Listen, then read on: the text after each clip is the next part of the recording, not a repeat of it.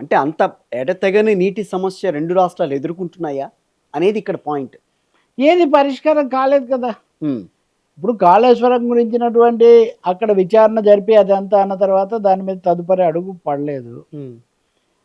ఈ ఇందాక చెప్పిన పాల్మూరు రంగారెడ్డి ఎత్తిపోతల పథకం అదే అలాగే ఉంది. హ్మ్. ఇంకా ఆంధ్రప్రదేశ్లో చూస్తే అంతకుముందు బనకచెర్ల.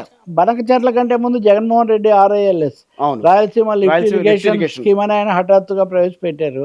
ఆ తర్వాత ఈయన వచ్చి బనకచెర్ల అన్నారు. బనకచెర్ల కుదరట్లేదు అంటే నల్లమల సాగర్ అని కొత్త పేరు కొత్త పేరు పెట్టారు. పెట్టారు. అవును. మనం గుర్తించాల్సింది ఏంటంటే అండి, RILSకి కానీ బనకచెర్లకు కానీ నల్లమల సాగర్కి కానీ సమగ్రమైన అనుమతి కేంద్రం దగ్గర వీళ్ళు తెచ్చుకున్నారు.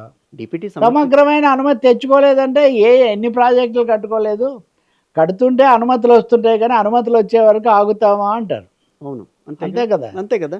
అది నిజం కూడా. తెలుగు గంగ కూడా చాలా కాలం అనుమతి రాలేదు. హ్మ్. కానీ దాని అర్థం తాడు బొంగరం లేకుండా ప్రాజెక్టుల గురించి మాట్లాడితే పెద్ద ఉపయోగం ఏం లేదు కదా. కరెక్టే.